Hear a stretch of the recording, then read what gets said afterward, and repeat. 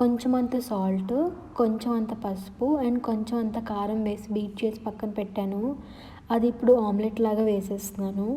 నాకు ఈ ఆమ్లెట్‌లో చాలా ఆనియన్స్ ఉండాలండి.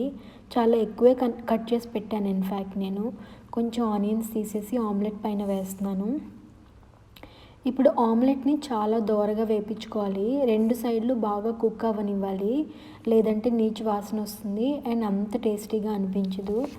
ఇన్‌ఫాక్ట్ చాలామందికి ఫుడ్ స్మెల్ చూసే ఇష్టపడతారండి. నేను కూడా అలానే.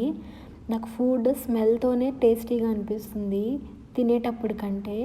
స్మెల్ బావుంటే నాకు ఫుడ్ చాలా నచ్చేస్తుంది ఆటోమేటిక్‌గా.